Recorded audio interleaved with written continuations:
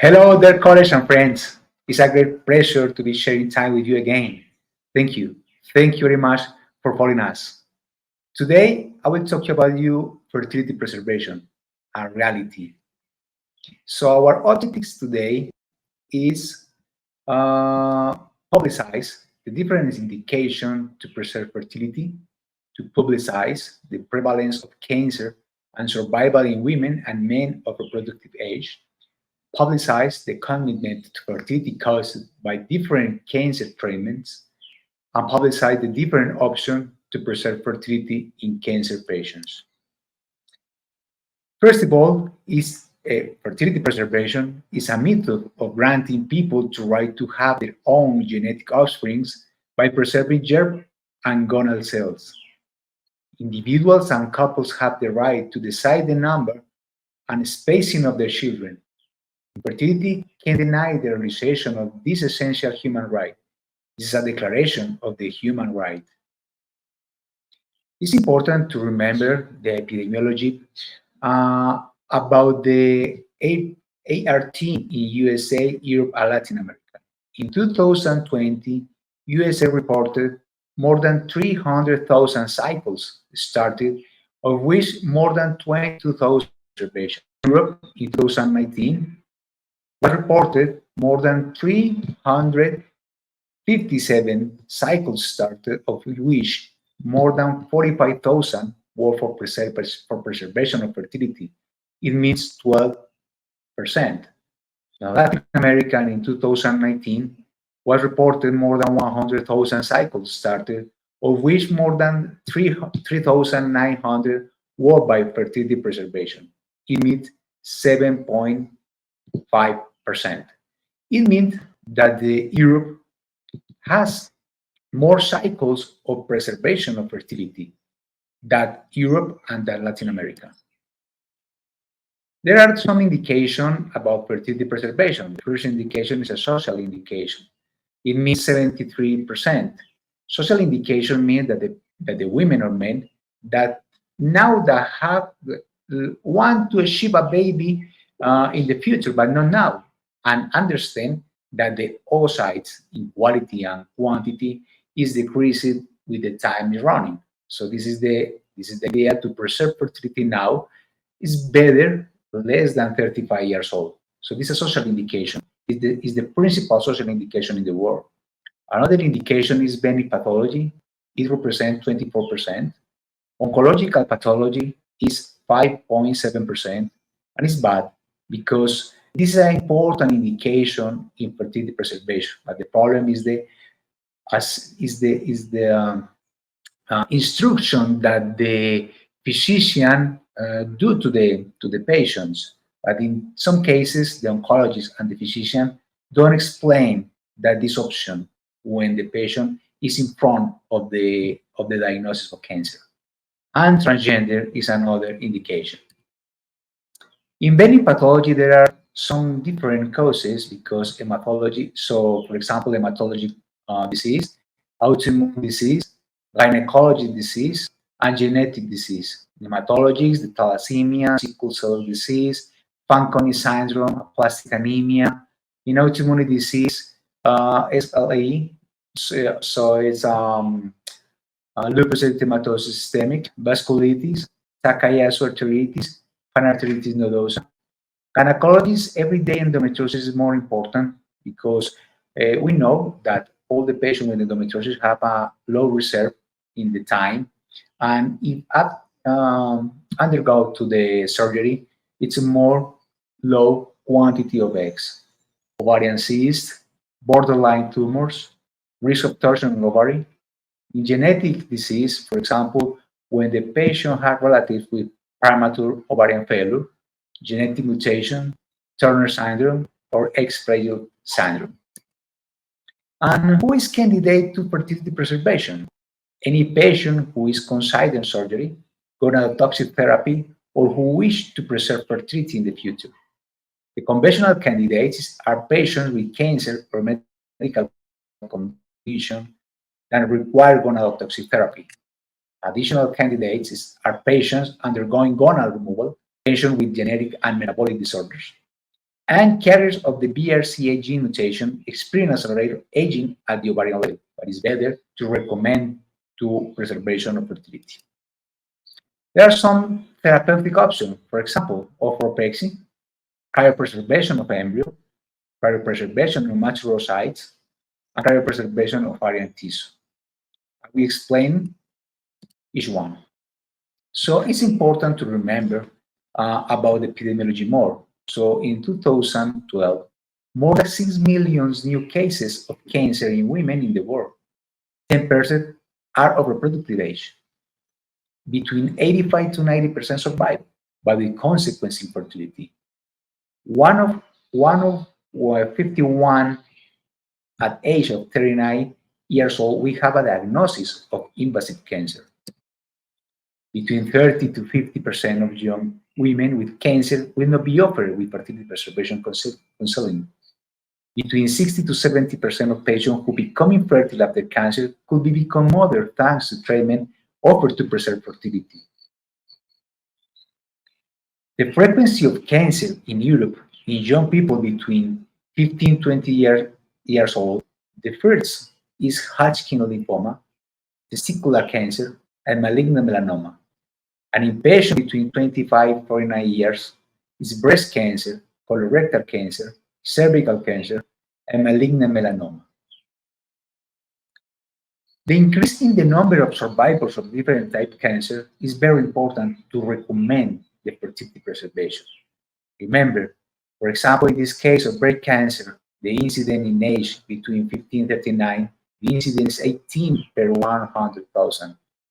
And the survival, 5-year survival, is in the 17 was 75%, but in 2000 it's 86%. And for example, you can see all the cancer is same, it's similar. So the 5-year survival in 17 is 73%, but in 2000 is 80%.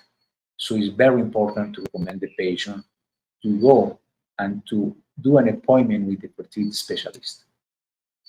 The reproductive prognosis in this patient depends on the age, the chemotherapeutic agent used, the regimen used, the radiotherapy used, advice on fertility preservation is very important at this point, and availability, accessibility to preservation options. And the first is to explain the age.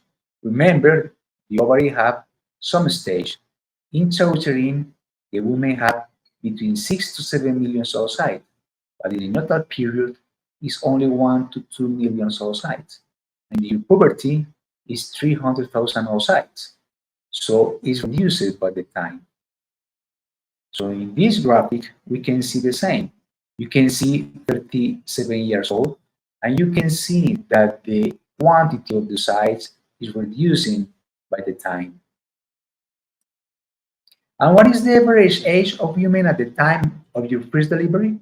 It's very important to know that in the 17s, between 21, 26 years old was the first delivery. But in the 2000s, it's 4 years more. It's between 25, 29 years old. And now it's worse. The second one is chemotherapeutic agents. We know that there are some agents that is high risk to do an ovarian premature failure, a moderate risk and low risk. The high risk is cyclophosphamide, busulfan, mostaza nitrogenada, melphalan, chlorambucil, and procarbazine.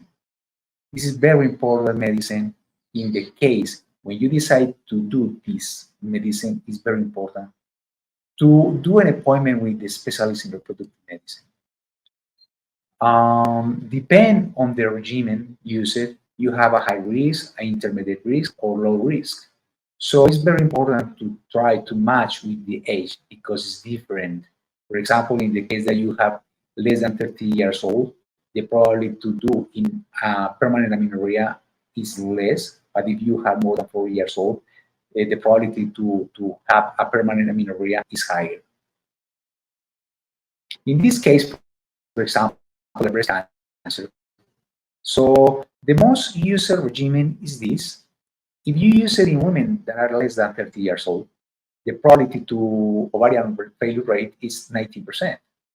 But if the women have between 30 and 39 years old, it's until 77%.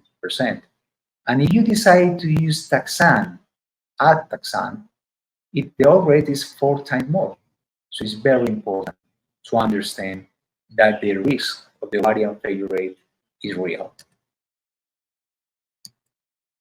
What is the problem with the chemotherapy and radiation therapy? So there are two problems: the follicle stage affected and the cell type affected.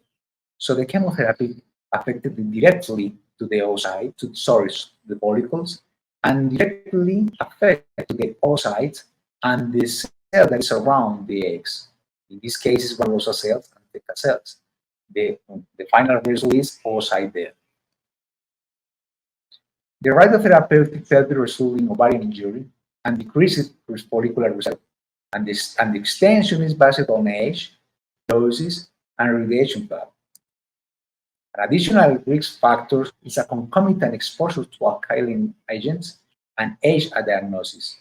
And the effect of radiotherapy in the uterus is a size reduction of the uterus, a reduction of endometrial thickness, and it can adversely affect IVF success. It's very important to know this. But in another risk is increased obstetric and neonatal risk. For example, miscarriage is high, uterine rupture, placenta acrita, gestational loss in second trimester, preterm labor, and low birth weight. In this chart, we can see when the doctor decides to use multi-drug chemotherapy with or without indication depends on the age. For example, age less than 20 years old, the probability to get amenorrhea is between 20 to 50%. The premature ovarian failure is 70%, and the chance of spontaneous pregnancy is 28%. But the women that have more than 25 years is very short. It's amenorrhea between 80 to 90%. Premature ovarian failure is until 10 or 100%, sorry. And chance of spontaneous pregnancy is 5%. The problem with the chemotherapeutic agents is that can damage DNA. The chromosomal abnormalities of oocytes is more risk because produce abortion and congenital malformation. The safety of IVF in cryopreservation cancer patients who have chemotherapeutic treatments is questionable. And if you decide to do IVF or you decide to cryopreserve, it's important that the oocyte mortality for 6 months post chemotherapy should be avoided. About a device, the American Society of Clinical Oncology recommends that all oncology healthcare providers should be prepared to discuss infertility as a potential risk of therapy. This discussion should take place as soon as possible once a cancer diagnosis is made and before a treatment plan is formulated. There are benefits for patients in discussing fertility information with providers at every step of the cancer journey. The National Comprehensive Cancer Network Clinical Practice Guideline Oncology in Patient Adolescents and Young Adult Oncology recommend addressing fertility and sexual health in function should be an essential part of the management of adolescents and young adults with carrier who are at risk of impaired fertility or sexual dysfunction due to cancer treatment. Perform an assessment of the risk of gynetotoxic and impaired fertility due to the cancer. It's a treatment and discuss that assessment and option for fertility preservation with the patient. Do this as soon as possible prior to start of therapy and throughout the course of treatment. The recommendation is discuss the effect of treatment on gonadal hormone function during and after therapy. Some individuals face premature ovarian failure and should be screened and treated by a specialist. Additionally, for the individuals who did not undergo fertility preservation prior to therapy, some may still be eligible for fertility preservation after therapy is completed. After completion of therapy, screen or refer to patient to a specialist as appropriate. For patients who can delay cancer therapy for approximately 3 weeks, discuss oocyte or embryo cryopreservation via immediate controlled ovarian stimulation or random stimulation. I will explain you in the next slide this. For patients who cannot delay therapy for oocyte or embryo preservation, discuss or refer the patient for consideration for ovarian tissue cryopreservation. So this is the recommendation. The ASRM recommends that in patients facing infertility due to chemotherapy or other gonadotoxic therapies, oocyte cryopreservation is recommended with appropriate counseling. The different options of preservation fertility is cryopreservation oocytes, cryopreservation embryos, medical protection with GnRHA, ovarian transposition, cryopreservation transplantation of ovarian tissue, in vitro maturation of immature oocytes, and in men, cryopreservation sperm. The indication of oocyte freezing include post-pleural patients without a partner or who do not accept bank semen. It doesn't present ethical legal aspect, unlike the possibility in embryo freezing. It says it to be considered experimental since October 2012. The factors to consider is estrogen-dependent tumor. In this case, we need to use a letrozole, is an aromatase inhibitor, to try to get less level of estrogen. Possible delay in the start of cancer treatment for us is an emergency state. When the patient calls us about, I have a cancer, the appointment is to do in the same day or the next day in the morning. Evaluate the time of the product team and experience of the reproduction team in identification techniques. We have a different stimulation protocols. For example, the classical protocol is this, to start in early follicular phase, but we can start in random way. So I know that we need to gain time because the patient need to start the treatment of the cancer. This is the reason that we can start the process of stimulation in any time. For example, the patients that are in a late follicular phase, we do an ovulation trigger with GnRH, and in the second day, start gonadotropins with antagonists. For example, in the patient that we decide to start in a luteal phase, we start with gonadotropins and GnRH antagonists in the same time. But if the patient have a tumors with estrogen-dependent tumor, we need to start letrozole the first day. So when we do this, we can see that we have a low quantity, low values of estrogens. But this is the reason. So remember, when we use letrozole, the peak serum estradiol at the moment of triggering is 400. But remember, the level in a natural cycle is between 200, 300.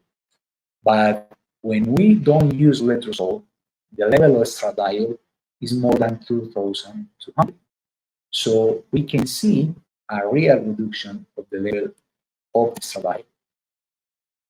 And it's important to predict results. Predicting results depends the age and the quantity of the eggs. At least 8 to 10 metaphase to oocytes to achieve a reasonable success rate. The number should be individualized in women over 30 years old. And pregnancy rate per mature oocyte is 3–5%. So it's very important to show this plot to the patient. For example, the patient who have between 30 to 30 years old, between 35 37 years old, 38 40 years old, between 41 42 years old. For example, if I retire 10 oocytes, the probability to get a baby is 60% if the woman is between 30 to 34 years. But if the patient is between 35 37 years old, 10 oocytes is 50% at least one child. But if the patient has between 41 42 years old, 10 oocytes is only 20% to have a baby. So it's very important to understand that if the woman has more years old, it's important to get more oocytes. But the problem is to get more oocytes because your ovarian reserve is less than if the woman have less years. You can see in the web a calculator. For example, you can write the age at the freezing eggs, the method of the freezing, and how many eggs I stored, and the live birth probability, for example, in this case was 30%. The trends of fertility preservation procedure at EB group is a group of Spain. It's a very important group. You can see that the frozen preservation, the fertility preservation is increased, but is increased because the social frozen preservation is increased. But you can see that the oncological preservation remain low. So it's really bad because this is a special group to try to fertility preservation. The indication of embryo freezing as post-plural patient with a partner or who was a vaccine. So it's very similar to the indication, but the difference is the ethical legal aspect if the patient doesn't survive. But the other factors to consider is the same to oocyte freezing. The live birth rate by embryo transfer in embryo thawing cycles depends on the age. For example, if the woman is less than 35 years old, the probability to have a live birth is 38%. But in the case between 38 and 40 years old, it's 28%. Look at this. And if the woman has more than 42 years old, it's only 15%. The other strategy to try to get a fertility preservation is to use a medical protection for gonads with generation A for fertility preservation in cancer patients. For example, you can see in the chart that the patient that use chemotherapy with tritolin have more cumulative probability of menstrual resumption.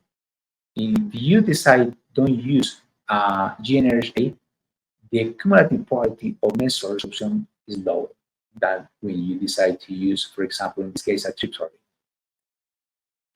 The ovarian failure is 80% in the group that use generation H. But in the group that only use a chemotherapy, don't use generation H, is 22%. So the already dosage to achieve pregnancy is 2.5 times more. So it's very important to understand this. So it's very often to see that the oncologists do this using this medicine.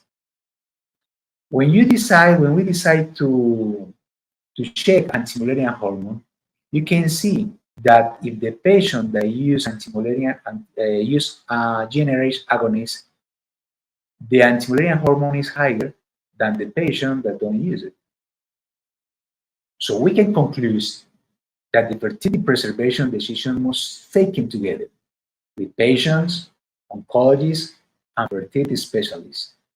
The possibility of preserving fertility is a part important for the comprehensive management of cancer patients. The strategy should be appropriate, safe, and potentially successful. Proper management of expectation to the careful consultant is very important. All patients should be offered some form of alternative. The prognosis will depend on age, chemotherapeutic agent, regimen used, radiotherapy, advice on fertility preservation, availability and accessibility to preservation options. So thank you very much. Thank you very much for calling us again. And I hope that see you soon. Bye-bye.